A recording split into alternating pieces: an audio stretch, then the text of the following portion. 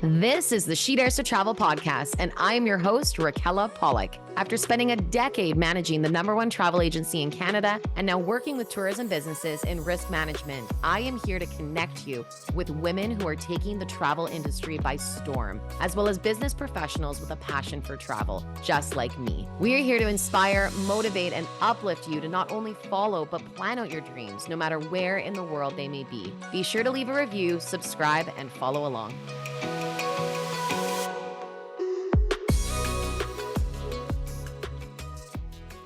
Welcome back, all you daredevils. We are here today talking about something that I absolutely love, which is all things aviation. I have a wonderful guest joining us from Germany today, Raja Katz, who has graduated from flight school in 2014 and started flying for a European airline the same year. So far, she's worked for 3 different airlines, including both low-cost and premium carriers. She has 10 years of experience flying the Airbus A320, so cool, which is a 170-seat aircraft that goes on medium and short haul routes. But soon she is going to be flying the A350, which is an even larger aircraft to destinations all over the world. On top of that, with her busy schedule as a commercial airline pilot, she also is a huge advocate for greater visibility and representation of women in commercial aviation through her Instagram, Raya in the Sky. She also mentors and motivates future pilots by answering questions and just sharing her day-to-day life about what it's like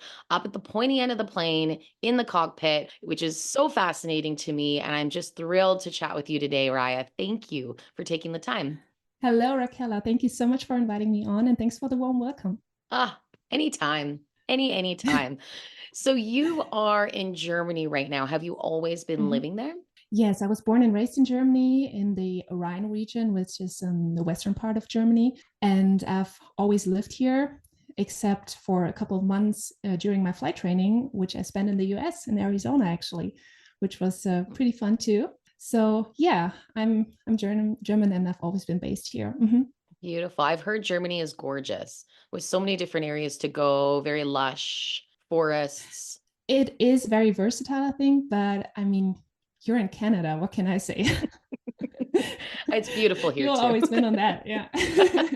It's beautiful here. So growing up in Germany, how had travel impacted your life? Did you travel quite a bit as a child? Yes, my family has always traveled. We've had friends and family over in Israel, so we went there quite a lot, and I spent almost every vacation there. And we traveled in general, we traveled mostly by airplane, and I absolutely enjoyed it. Not the flying itself so much, because I didn't pay much attention to that as a kid, but just exploring the world, seeing different cultures. It impacted my life to this day, basically, just getting to know other people and their way of life. I think it's tremendously helpful, and everyone should do it. I agree. And they always say the travel bug, once you start, it's so hard to stop. But I agree. That's the biggest reason I love traveling too. It's seeing the cultures, it's diving into the food, the smells, just the way of life. And I hope Right. hope your friends in Israel are doing okay. I know there's a lot of sadness happening over there right now. Thank you for saying that. Yeah, they're fine. As Good. yeah, thank you. Yeah. Now, with growing up and the travels you've done, did you go to university or college or straight into flight school? How did that happen? So the way it works over in Canada and the US is that you study aviation at university or college, and it's not how it works in Europe. Here you go to flight school, which is completely separate from all the university and college stuff. In fact, we don't have colleges, we just have university. But flight schools are mostly private, so it's just a private school, and you pay for your training there. You get your license, and then you apply to get a job at an airline. That's how it works here. And the reason I say that is because it's very different from the way it works in Northern America. Because usually in Northern America, you work your way up in terms of licenses. So you do your private pilot license, it's like the little propeller airplanes, and then you add onto that like all the other certifications and licenses that until you have like your airline pilot license. But before that, usually you have to build hours. That means you work as a flight instructor with the little airplanes just to collect as many flight hours and experience as possible to make yourself more, how do you say it, like to be more attractive as an employee for the big airlines. And most airlines require a minimum amount of hours. Yeah. Here in Germany or in Europe in general, it works differently in that you go to flight school, as I said, and it really depends how many hours the airlines require. It might not be as much as the US. So it's much easier, I would say, to Yeah. start flying here in Europe. Not to, to say one is better than the other, but Yeah. it is easier. So I Mm-hmm. started at the age of 24. And Wow. with me, it was a little different than what I described earlier because I went to a flight school that was owned by an airline, which Oh, okay. you see more and more these days. So a couple of airlines in Europe have their own flight schools. So they would do assessment tests before they let Yeah. you in the flight school and just make sure that you're suitable as a pilot for Yeah. their airline, and then they will train you. And that's how it worked Wow. in my case. Okay.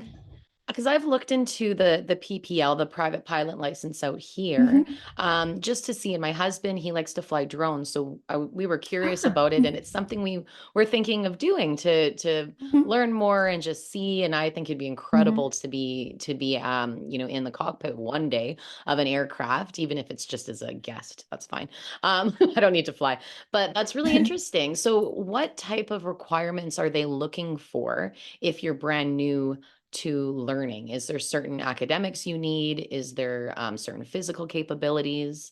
Usually, your grades from school don't matter as much. A lot of people think that you have to be like Yeah. super good at math and physics and everything like and all that. But at least the way it works here in Germany is they would do their own tests. So there is a thing called the DLR test. And what they do is it's a general test that a lot of airlines use for their assessments, and also some flight schools use to like pre-assess their potential candidates. And it has multiple stages, and it's a lot about like technical understanding and maths and physics and English and all that. But there's also what we call psychomotorical skills, and Mm. that is all things like reaction time, short-term memory, 3D thinking and imagination, um, Mhm. doing algebra in your head, all this, and also multitasking and stuff like that. So they will test you on that, and after that, if you that's a stage you have to pass to go to the next stage, and after that they will check all your social skills and your behavior in terms of teamwork and problem solving, decision making, leadership too. So usually they will do interviews with you, but they will also do like group projects where they put you in a group with 5 other applicants, Mm. and it's not a competition. So if everyone is good, they will, let everyone pass, and if no one's good, they will all fail. So there's no competition in that. But Yeah. usually it's a group work, and Mm. everyone in the group represents an interest, but not all interests can be met. And then Okay. you have to like negotiate. And the funny thing is that it's not at all about who wins or who will like have their interests represented, but it's about the communication and about Mm. involving everyone and how you deal with that situation. It's always Wow. also about conflict management. So they will Yeah. simulate a conflict situation with you where they will Hmm. get really upset and they want you to de-escalate that, which can be quite Mm. challenging, Yeah. and a couple of other things. So there are very many challenges and very different Mm. things that they test in order to make sure that you can do all the different things that the job in the Yeah. cockpit requires, because it's a bit of a multitasking and multifaceted job. Absolutely. And it's something I know myself and I know many of the listeners will relate to this, but it's so many things that go on up at the front that we have no idea are happening. Mm-hmm. Whether exactly Mm-hmm. like you said, de-escalating a situation, recalculating, evaluating how you're going to land because weather patterns have changed. Like there's so much that goes into it that we Mm-hmm. just are sitting back having our drink, thinking, oh, it's all lovely back here. Hurry up. We're almost there. Let's go. So it's As you're really supposed to. unique. Yeah, thank you. That's right. That's a sign of a good pilot. But it's a good perspective for us to have of what's going on, definitely. I do want to dive more into what it's like up at the front of the plane, but I also want to know too your own personal travels. With Mhm. this career, where has it taken you, whether you're at work or off work? Up until I started working full time as an airline pilot, I used to travel quite a bit, which involved all things like from hotel resorts, all Okay. inclusive types of travels, to backpacking in Southeast Asia. I did everything. And today I tend to prefer hotel stays, like one place, and not traveling as much or not doing road trips or so. But that has to do with my job having been quite stressful the last 2 years, I would say. And the fact that I spend around maybe between 150 and 180 nights per year in hotels for my job makes traveling every day kind of less attractive for me, because Mm-hmm. it involves a certain amount of stress, even though it's interesting and super exciting and nice. I like to stay at one place now, except for one thing, which is caravan camping. I have family in the US, in Colorado, and it's so beautiful there. And they have a caravan, which I like to borrow every now and then and just, go for a little trip and go hiking. I enjoyed that very much. So I would say Beautiful. I've done all pretty much all kinds of travel except for cruises maybe. But yeah, I absolutely love it. Do you have a place that's your favorite that you go to time and time again? Or do you like to explore different places? I do like to explore different places, but I have this one happy place, and that is Norway. I Mm, absolutely love Norway. It's my favorite country in the whole world. It is so beautiful. It has so many different landscapes. The nature is just stunning there. I always keep saying it's so quiet, but the mhm. beauty of the nature screams at you. I Wow. always I can't believe how people can just casually live there and just that's just their life. Like, have you seen this fjord? It's insane. Yeah, it's whenever I'm there, I just get all excited. So I've seen different sites to Norway. I've been in different Mhm. places there, and every time I learn something new, discover something new, and I absolutely love everything about it. It's quite expensive though, but Beautiful. everything else Yeah. is super nice. Yeah. I've heard such beautiful things about Norway, and I cannot wait to go. My husband and I, we were Mm-hmm. traveling in Panama. We met a couple from Mm-hmm. Norway. So all the time they're like, when you come, let us know, let us Mm-hmm. know. So it's on the list, the never-ending list. But what's one thing Oh you would yeah. you would say you have to do when you're there? Is there anything that really stands out for someone that's never been? It depends on the type of person you are in terms of traveling. Oslo is my favorite city in the whole world. It's really beautiful. It has such a rich culture and style also. But if you want to really explore the nature, I would recommend northern Norway. And the Mm. most special thing I've done so far is I've traveled to Tromsø, which is a city in the northern part of Norway, and then went north 3 hours by car. Then you're at the almost at the northernmost point of Europe. Hmm. And the fjords there are really beautiful. Um, in winter, there's not much daylight, but I'm Ah, sure you kind of know that from Canada. But it's yeah. really, really beautiful there. The fjords are insane. There is not much population at all. And what you can do there, what is really special, if you like whales and dolphins, which I do Mhm. very much, you can go snorkeling with whales and dolphins in the fjord. So they Oh, will give you a wow. dry suit because it's really cold, and Mhm. you'll go in the water, and it's orca whales, like killer whales, which are Wow. Yeah. technically dolphins, but they don't do anything, Yeah. and they're right next to the boat. It's completely insane. It's like little dingies. You go Wow. out there, and they will Yeah. just go like jump out the water, just like dolphins. Wow. Unfortunately, we weren't able to go in the water that day. The only reason for that, which is not really a problem, it was that there was a humpback whale too, which was in the group of the orcas, and I don't know if you know, but humpback whales can breach, can just jump out of the water and fall down. And that's unpredictable. And that's why we didn't have a chance to go in the water, because it was not safe. So we stayed on the boat, but it was the most special thing to see, because there was like an orca like 2 meters away from me, which is like 6 feet. That's That was very special. incredible. So That that is you so can do special. that there. Highly recommend. Beautiful. Just Google it.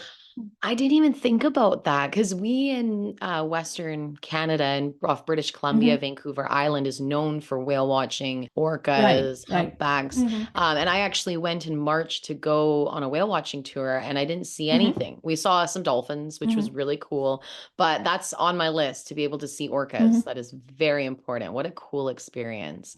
Ooh, Yeah, and the love that. waters, it's crystal clear because it's so cold there in the fjord. It has this etherical purity to it, and they all have this wild salmon that they eat there, that they feed on in the fjords. So they're always almost always there in winter. So you have to go in winter though. Yeah, okay. Good to know. That's really good to know.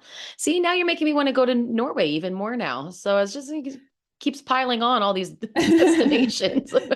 10 out of 10 recommend. Yeah. Yeah, love that. With all the travels that you've done, what is one travel tip that you swear by? Is there a product that you always have to have, a pillow you need to use? What is it that you bring with you on every trip that provides comfort, or it's just for fun? Is there anything that pops into your mind?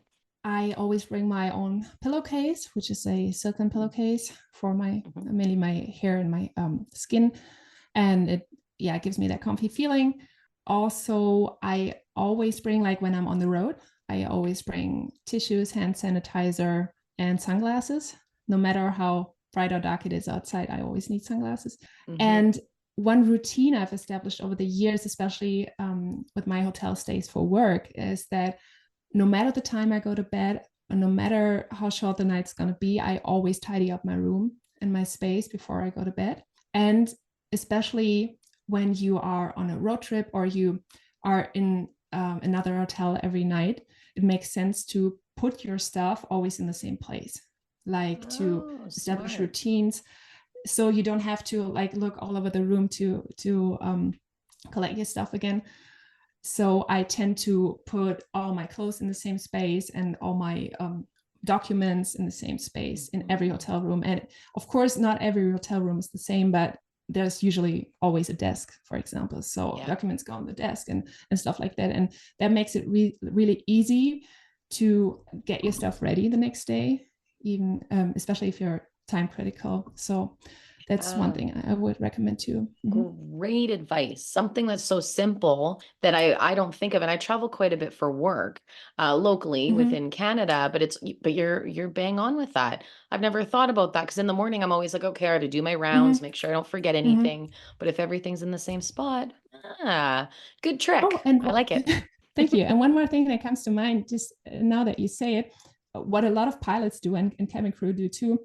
You know how you buy your own meals or do meal prep and then forget your stuff in the fridge when you leave the hotel room? That happens a lot, or happened a lot with me. What I do to prevent that from happening is that I put one shoe of the shoes I'm going to wear the next day near the fridge or on top of the fridge. So there's no way you will leave your hotel room without your shoes on. And that's how you remember. It sounds stupid, but it really helps me. It sounds stupid, but it's simple. That's the key, right? Yeah. Yeah. Well, and that's simple, actually a good question. How do you do meal prep when you're on the road and in all these foreign countries and other places? That's got to be so hard. Raquel, it is hard. Yeah. It is a challenge, absolutely, because not every airport is the same, not every city is the same. You always have to go explore where to find healthy food, because that's what I enjoy most. Also, I try to, I'm vegetarian and I try to eat plant-based as much as I can, which doesn't make it any easier. But there are also some things I bring from home, which is I always bring breakfast because I tend to have muesli for breakfast. So I do my own little mix of like oats and flaxseed and all that, and dried fruits. And then I bring almond milk, and it's both just in my suitcase ready to go. And that's how I always cover the breakfast. So that is safe and I don't have to worry Yes. about that. And that's a good start into the day. And Yeah. everything else, I just have to like improvise as everyone else. Oh, it's true. Good for you. And that's the whole thing, being prepared, right? Like that's way Right. the best way to do it, that you're not going to start reaching for the junk and the easy quick fix, right? That's right. The more you can bring Yeah. from home. I mean, obviously, when you're on a trip, it might not be the easiest thing to do, but also Yeah. like they have really healthy canned foods too these days. So it's not all That's trash true. that's canned. So yeah. Yeah, very true. Interesting. I mean, circling back to being or going through all of the training and everything as a pilot, I Hmm. know as we discussed, or I mentioned when talking about the intro for you with your Instagram, you Hmm. really are a huge advocate for women in aviation and the representation. I Hmm. absolutely love looking at the reels that you put out and the motivation, because it is really inspiring. And it's something growing up, I never thought that I could be a pilot. It's just something we inherently automatically think that, oh, well, that's a man that would do that, or, that's Right. more suited for a male because they're way more, or Hmm. whatever the reason is. So Right. how did you find school when you were in school? Were you, one of the few women? Were there other women in schooling in class that when you were training? There were other women. In fact, in my class consisted of 23 students. We had 5 women, which was a lot. All the other Wow. classes had Yeah. only like 2 women or so, definitely below 10%. And my class was a little bit of an exception, but still, it was very few. And as you said earlier, the numbers are still remarkably low. And I really thought about it for a long time why that is. And I've been thinking about it for years now. And I can't really come to a conclusion other that it's a lack of role models and a lack of representation. Mm, Because I mentioned that DLR test earlier, and we know from that and also from studies that there's no difference in competency and in performance in these tests among men and women. So that's not a factor. And also, from what I know, there is no difference in terms of accessibility. mhm. So the only thing I can come up with that makes a difference is one, self-confidence or lack thereof, and the lack of representation and role models. And that's what I tried to do with my Instagram that you just mentioned, to help change that a little bit, because we are out there. There are women in these male dominated fields, not only in aviation, but in other fields too. But I think it can make a huge difference, whether when you have a dream or that one thing that you want to do later on, and you don't ever see anyone remotely resembling you or looking like you or talking like you, whatever, dressing like you, that can make a huge difference, because you need to see yourself in somebody in order to think that this is for you. It takes a really, really strong mind to do that without it. Yeah. And I think it can't be overstated how important role models are, or mentors are. Just someone you can ask questions. It can make such a huge difference for someone who has no idea where to start. Absolutely.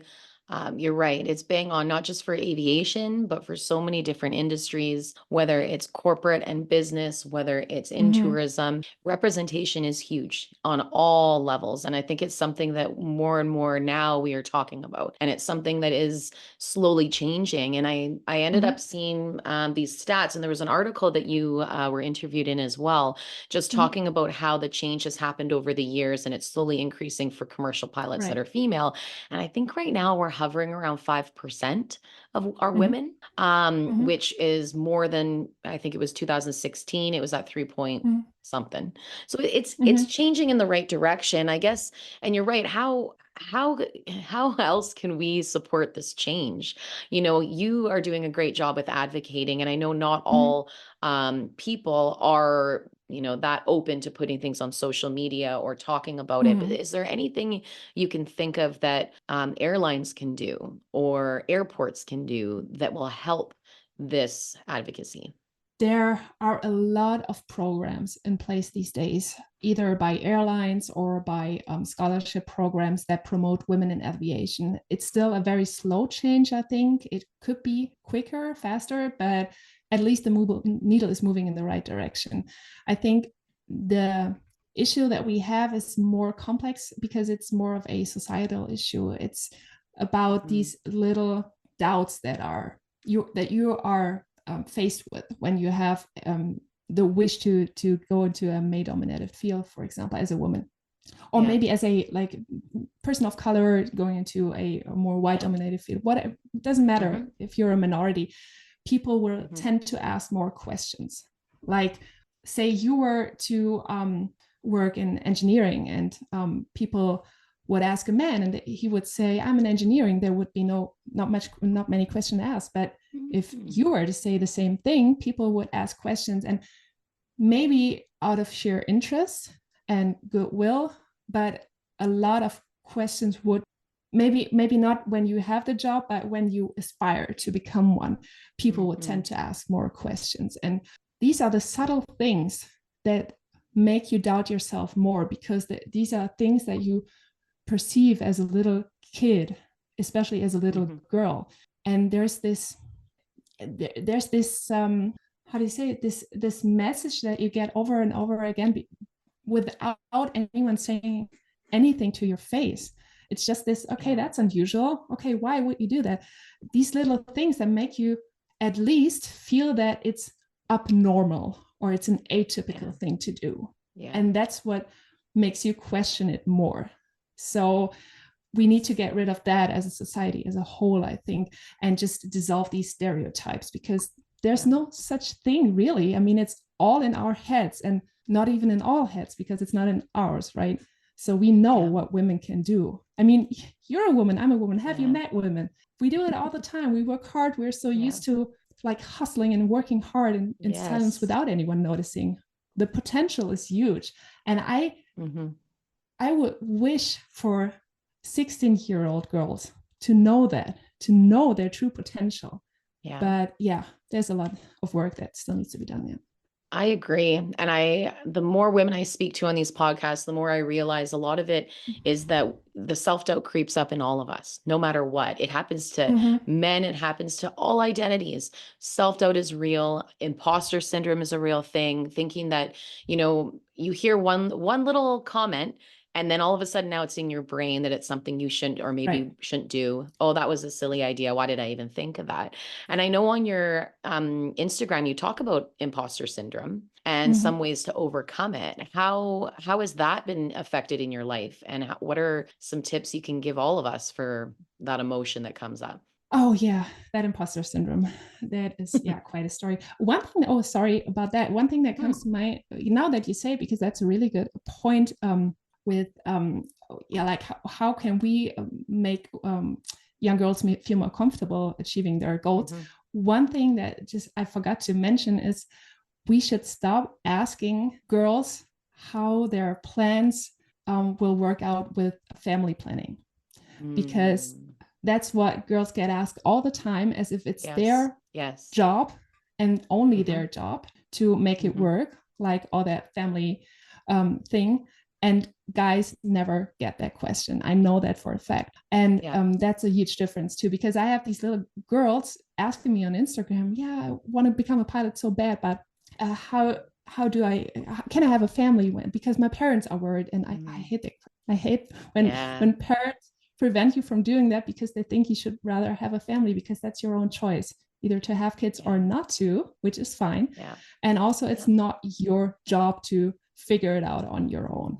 Period. Sorry about that. I just needed to add that. No, that is a great point. And you are so bang on. And I actually was having a conversation with someone recently at my work, and she's saying that she's even getting into it as a mother. She's trying to catch herself on how she interacts with her son and her daughter, because she notices that for her son, she'll be like, good job, you can do it. Great idea you had, great thought. Where her daughter, she's like, oh, you're so pretty. Look at the beautiful dress you're wearing. And she's catching herself being like, why am I doing that? Like I want both of them. And I want to let my son know he's very pretty too.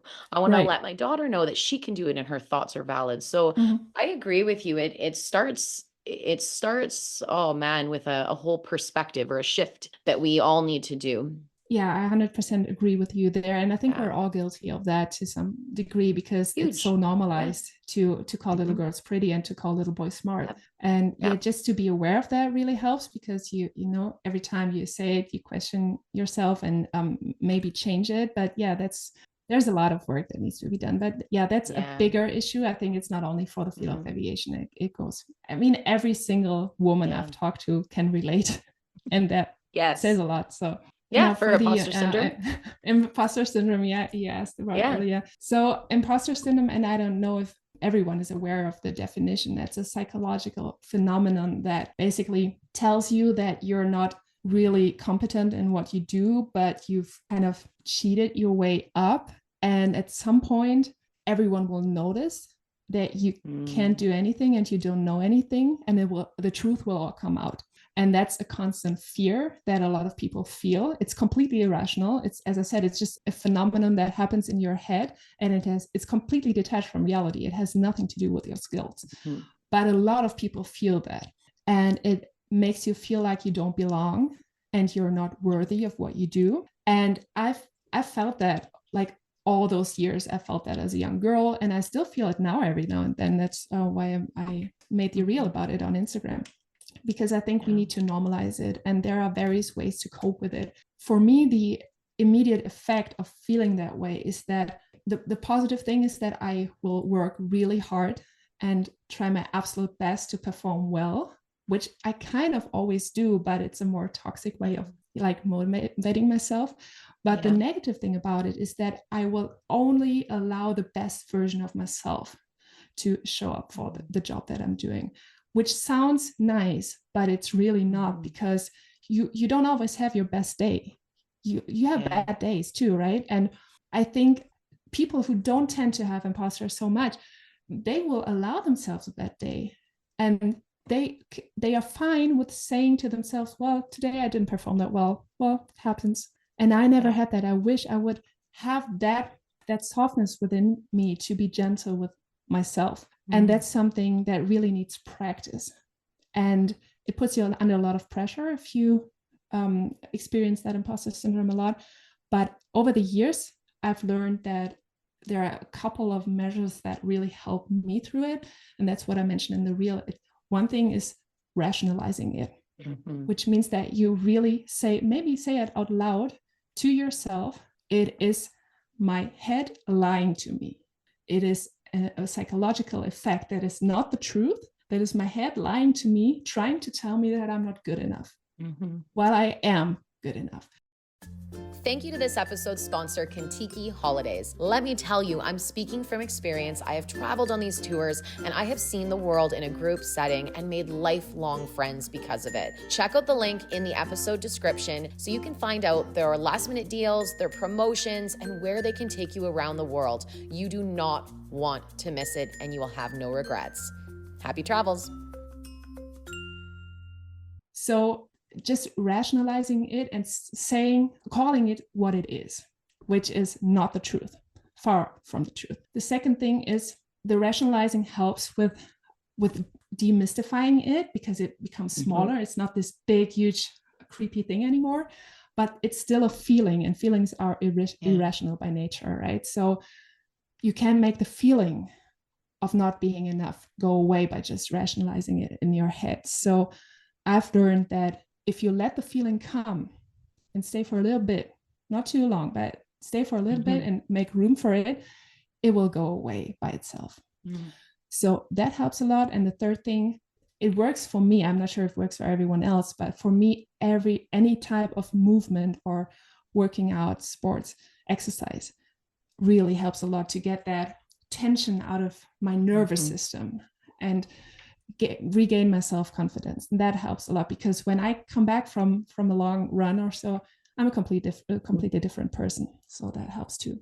Thank you for sharing that. It's something that's not talked about often enough, I don't think, for something that a lot of people do get, but it's really good advice that you have given. And I agree with you. It's the giving ourselves the grace and allowing ourselves to feel that way, and knowing that this will pass and it's not reality. it doesn't, this is not, I hear you exactly on that, because it's so easy to have those little, I always say it's like this little voice of doubt that creeps up. And if you listen Right. for it too long, it can be paralyzing. So and you're right, it's practice. It is practice Mhm. over and over and retraining your brain. So has there ever been a situation, as you're in control of an aircraft, has there Mhm. ever been a situation where you've needed to practice those while you're up in the air? Or has there been any type of Mhm. situation that, or when you fly, is everything more calculated and structured, that it's more of a space of calm? How is that space for you? I would tend to say the latter.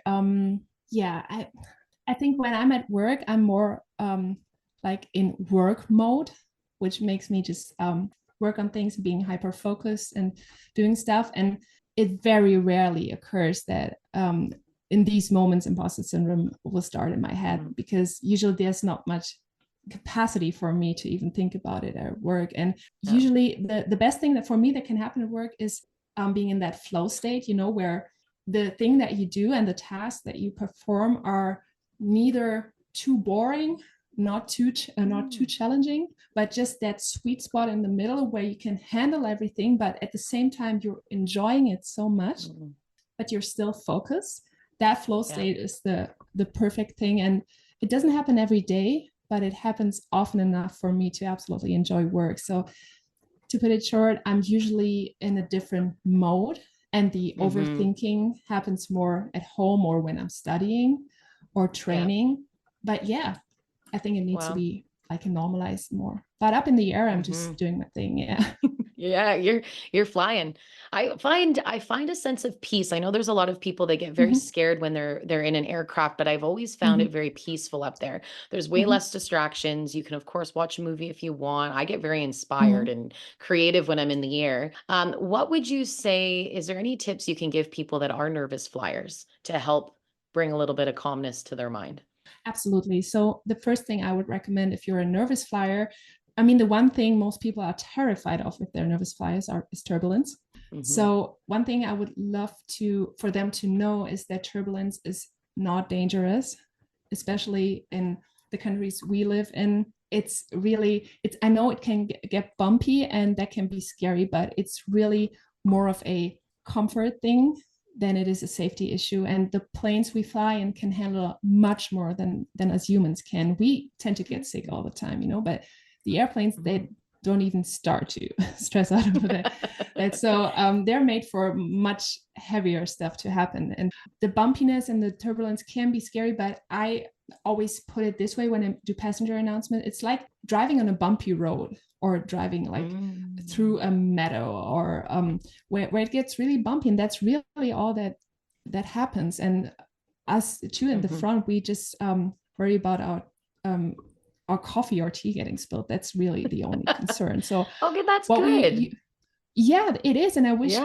that more people would know that. I know it's still an irrational fear, as I said, so Hmm. rational arguments don't help in every case. But Yeah. one more thing that I would really recommend, other than knowing about that, is when you're a nervous flyer and you have to take a flight, during boarding, let the cabin crew know that you're a nervous flyer, because it really Um, helps. One, they become aware of you and they know where you're sitting, and they can take care of you or look after you during flight, which can really help. Two, you can always ask to say hi to the pilots during boarding or even during mm, deboarding after the flight. Sometimes we're too busy for that. The cabin crew will always check with us and ask, but in most cases, that's absolutely possible, just to come in for a quick chat. And that can be a complete game changer. I'm doing it all the time, mhm, and I've seen so many nervous flyers just having a casual conversation with us. It doesn't even have to be about flying or cockpit or yeah, whatever, or their fear. It can be just a casual conversation, and just seeing them as them seeing us being humans who are just regular people like you and me, yeah, being at work and doing what they do really really yeah, helps, because it creates that personal connection. yeah. It's human to human, just yeah, having a connection there. So that really helps from my experience. So I would definitely recommend that. Great advice. Great advice. Because it's true. It Thank you. happens quite often. Yeah, it Mm-hmm. always happens. I see it a lot. I hear it. And even with the turbulence, I had one time where we had really bad weather going into Toronto Mm-hmm. and we had to circle because they couldn't land. And it Mm-hmm. was a red eye. So we were sleeping, and the woman next to me, like as we started to go down and then we had to come back up, she like freaked out. She screamed, she grabbed my Mm-hmm. arm, and I looked at her. I was like, what's going on? And then she's like, yeah. Mm-hmm. Anyways, I had to help calm her down, but it's always one of those things that I feel like you can't crash with air. So as long as, as long as we're still in the air, we're good to go. That's right. That's right. You're right with that. But at the same time, when that fear takes over, and these people, they go through hell, and I feel so sorry Mhm. for them because they must feel horrible, horrible. And Yeah. that's why I say, please let the cabin crew know when you're getting on board that you're a nervous flyer, because not only will it make them aware of you and be able to help you, but also you can use them as a resource. They fly all the Yeah. time. Ask them anything I can do, any tips, because they are the pros. They see it all the Yeah. time. So yeah, and different people have different strategies to cope. Some take medication, some Mhm. drink or whatever. I'm not giving any recommendations there because I think it's very No. very Mhm. individual. It differs from person to person what helps, but yeah, just let people know, because I Yeah. know it might feel embarrassing, but it's really not, because everyone has been there, and Oh, so many absolutely. people are, and it can really really help you. Yes, I definitely agree with you. When it comes to all aspects of being on the aircraft, I do want to know what has there been anything that's been the hardest that you've experienced, becoming a pilot or while flying? What has that journey been like for you? I think the pressure that you experience throughout your training is a challenge like no other. And I say that because usually when you do flight training, you're quite a young person. You don't have as much experience like in life, and you tend to be insecure by nature. And there's an immense amount of pressure that you have to be able to handle. And the reason for that is that there's a vast amount of resources and money that goes into flight training. It's really expensive, and Mm. it's very expensive to operate planes. It's very expensive to pay flight instructors and for all the infrastructure to work around it. And that's why there's like this syllabus for every flight lesson, which means there's a list of things that you will be taught during that very lesson, and it will maybe be taught again the next lesson, and then it will be checked. So there's really not much time for you to learn Mhm. new stuff, and you will always have that perception of just barely figuring it out, and then on to the next thing. So that's something you have to live with. And also that's not reality, because the truth is that you tend to perform really well. You just never feel that, because there's always that next thing that needs to be learned. And that pressure doesn't go away through training. And you really need to find a way for yourself to cope with that. And the good thing about it, as much as we all hate this pressure and this doubt that goes along with it, is that it teaches you resilience. And that's something that you need as a pilot. That is a key skill. That Mhm. resilience, that ability to drop the thought, drop any negative experience, and just focus on the next task ahead, and just do your best, no matter what the past experience has been like, and to stay focused, no matter what your own perception of your own performance is or anything. So you might think that you perform bad, but don't let that impact your future performance. Mhm. So that's really a key skill. And if you think about it, and I feel that a lot of student pilots are not aware of that, that is actually on a kind of a meta level the number Mhm. one lesson you learn in flight school, because that's what pilots need the most, that ability to perform under pressure and to perform well when things do not go as planned, because Mhm. that's when you need them the most, to be Yeah. focused and to Yeah. push on through, to solve a problem, to be creative, to come up with a plan, to come up with a Mhm. solution.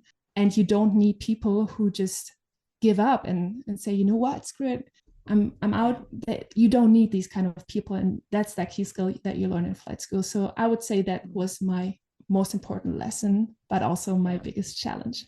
Yeah, that's a really interesting one. And another perspective that you don't think about. You just Mm-hmm. trust that they know what they're doing, but you also trust that they've logged their hours, they understand the aircraft, but there's so much more that comes to it. I did ask on Instagram to see if anybody had Mm-hmm. any questions. I did get a Oh yeah, few sure. questions. Yeah, that came up. So I'm I excited. will. I know there's some good ones in here too. Okay, this one I love. This one's from the Frequency Farm on Instagram. Have you ever seen any unexplained sights in the sky? Oh, Yeah, um, I think they're referring to UFOs, I maybe. think so. Um, Yep. I personally haven't, but I've heard of it.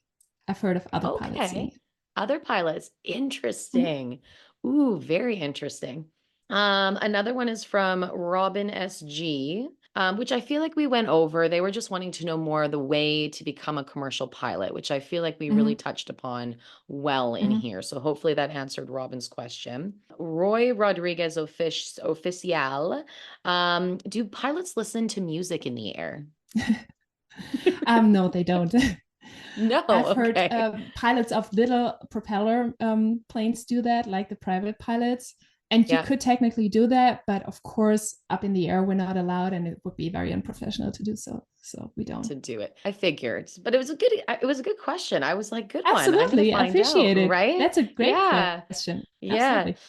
Another one. What has been this is from Rita Candy Corn. What has been the most surprising thing of your flight journey or something you didn't know that you really thought, oh wow, that's, a surprising thing that pilots do or that's occurred while you've been flying? I guess during flight school, I didn't know any cabin crew. And I was really surprised when I started out flying how well trained they are, because they they are so well trained in so many different areas. They are pros in terms of first aid and first responders. So Mm, there's a statistic that came out in Germany that it says it's 7 times more likely that you die from a heart attack when it occurs at the mall as opposed to in an aircraft, just due to the work of the flight attendants alone.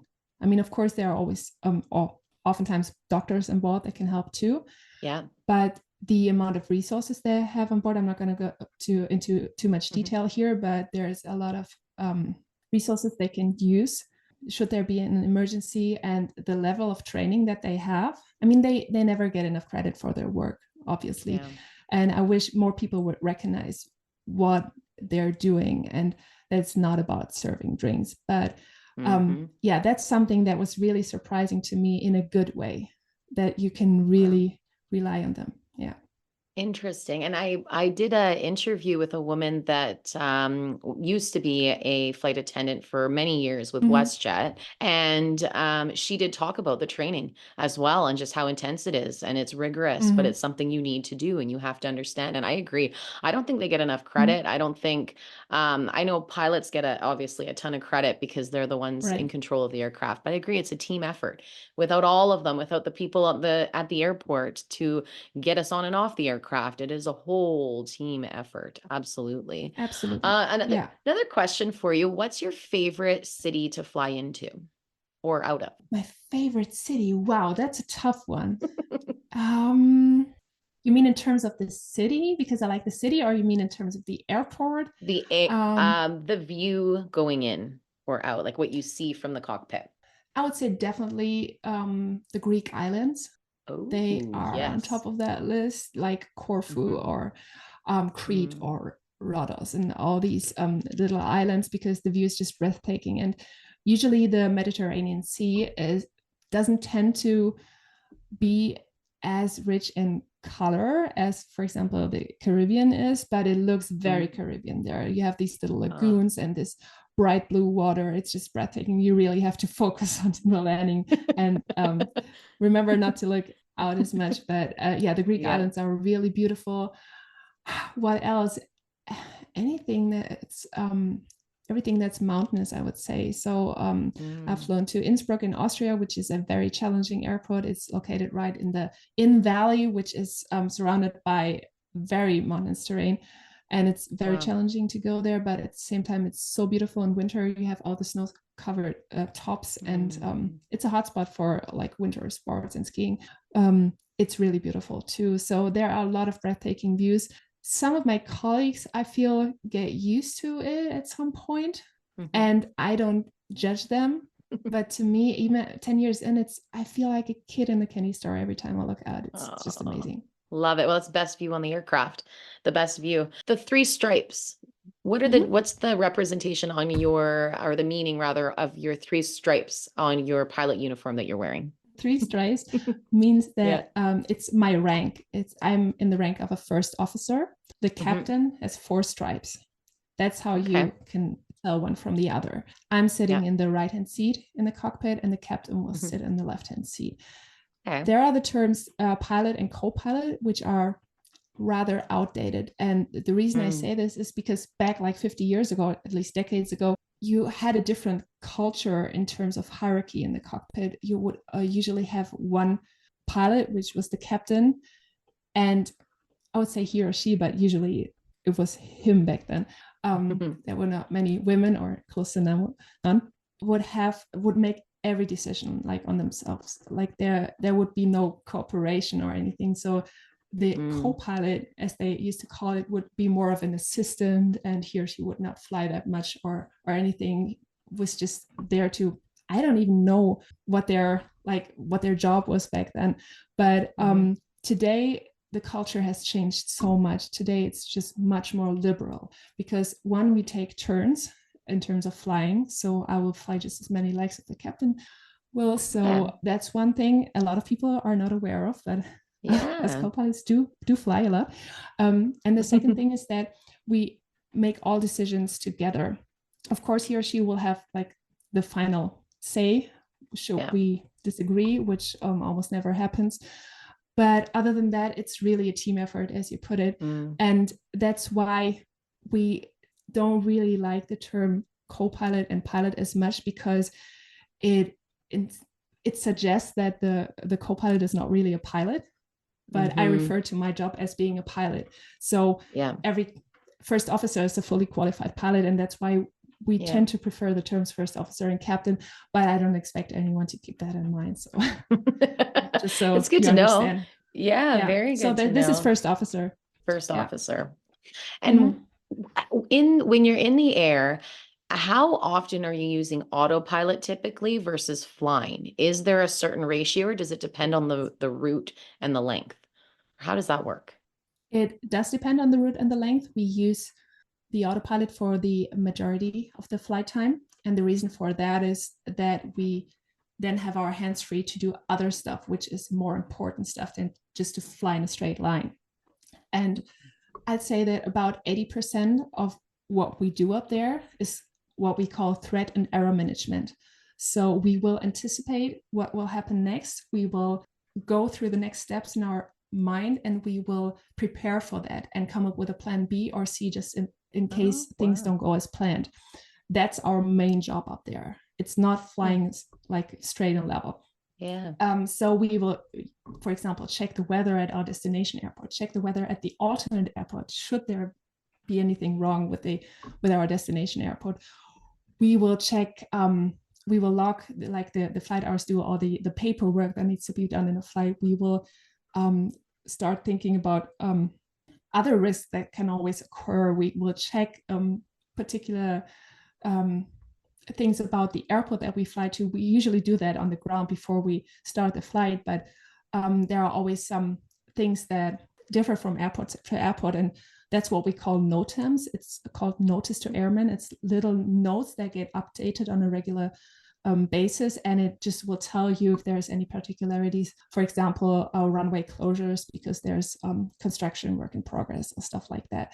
And of course, we check that before we start the flight, just as I said, but we will review it in flight, for example, just to be fully prepared. And all this stuff, or talking to the cabin too. So there's a lot of administrative things, or organizational things that happen. And most of it in place or is there to prevent any risk in the future. And that's why we manage these risks by preparing and coming up with, as I said, plans B and C. So it would be really, it would not be helpful to have your hands full with flying the plane when an automated system can do that. Of course, we always monitor that the autopilot is doing everything correctly. We check that all the time. We have our eyes there all the time. So we could always take over in case something went wrong, but it never does. And it's really a resource that helps a lot. I didn't know that.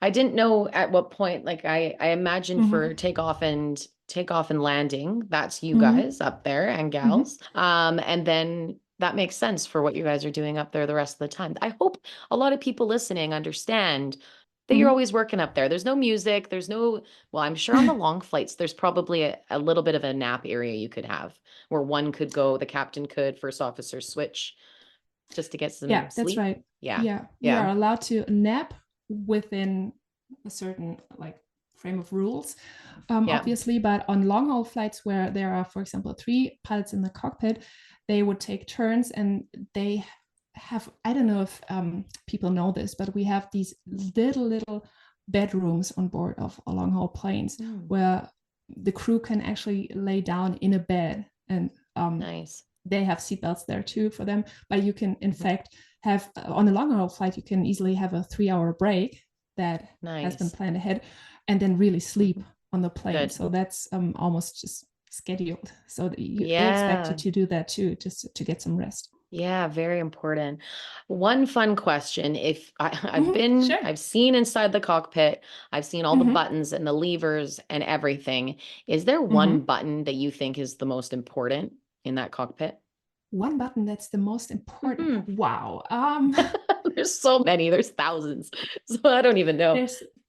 Well, yeah, I'm just thinking because they have so many different, they do so many different things.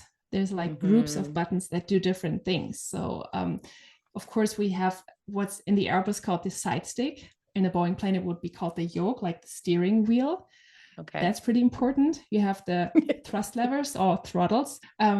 For the engine power, I would consider that very important. There's a lot. Some people would make fun of being the little bell. Well, we can call the flight attendants to be the most important because they will order a lot of coffee. I personally don't drink coffee, but I like to talk to them a lot. So there's not one little switch, but a lot of them that are important. A lot. Yeah. Oh, too funny. Too funny. Well, if for one last question, what is the best piece of advice that you've received throughout your career? It's a tough one because I've received so much great advice. It's not a particular person who told me this. It's more of a general rule in aviation. And the first thing that every pilot learns, and it's called fly the aircraft. That's like the big rule that is above everything else, because usually when something goes wrong in the cockpit, which we always train for, but very rarely ever happens, just to say that, people tend to be overwhelmed and be confused and startled and surprised. And that's where that rule comes to mind, to say, keep it simple, fly the aircraft, which means make sure that the airplane flies and doesn't fall out of the sky. And it sounds very easy. And in fact, it is not that hard. It's really simple. The failure can be very complex and the malfunction can be very maybe hard to wrap your head around or whatever, but keeping the airplane flying is something that is almost always possible in one way or the other. And it's just a few steps that need to be taken. And I love that quote. In fact, I have it on my bracelet here in my hand. Oh, wow. It says fly the aircraft. Yeah, it's a Taylor Swift bracelet because I'm Swiftie. But it says fly the aircraft because I love how that quote translates to real life too. And I love understanding it the way that you need to take care of yourself first. You need to make sure that your own aircraft flies. You need to make your aircraft stay in the sky first before you can do anything else. And in terms of self-care and showing up for yourself, I love that quote very much, because no matter what the outside noise is, and life is always busy and there's so much stuff happening around us, just take a breath and fly the aircraft. And that always helps, just to get things going, but also prioritize what's important. Well said. And great advice to carry with you on, off the aircraft in life. Very well said. Thank you so Thank much you. for your insight, for being able to pick your brain on how this whole career of yours and this journey and this passion for aviation has come to be. I know this has inspired me. It's inspired many. And there's a lot of things that did not know. And I'm going to make sure a lot of people know now. So that is important. Where can everybody find you? I'm on Instagram. My Instagram is Raya in the Sky. That's Raja in the sky, with all underscores in between. Perfect. Well, make sure to tag. I'll put everything in the comments as well. And again, appreciate your time and what you're doing. Keep advocating for all the women out there, the sisters, the daughters, everyone, just to know that being a pilot, being a first officer, being a captain is within their capability. They just have to go for it. So thank you again. That's right. Thank you so much, Raquel, for inviting me on. It's been a lot of fun talking to you. And thanks for everyone for listening. If you like this episode, please subscribe, download a few more, and leave a review. I really would love to hear from you, what you enjoyed and what your key takeaways were. And of course, please let me know if there's any aspect of the travel industry you want me to talk about next. You can also search for the hashtag SheDaresToTravel podcast on Instagram and comment on the episode's post with your questions. I'd love to answer them all for you guys. I hope you enjoy your day, stay so well, and until next time, fly straight.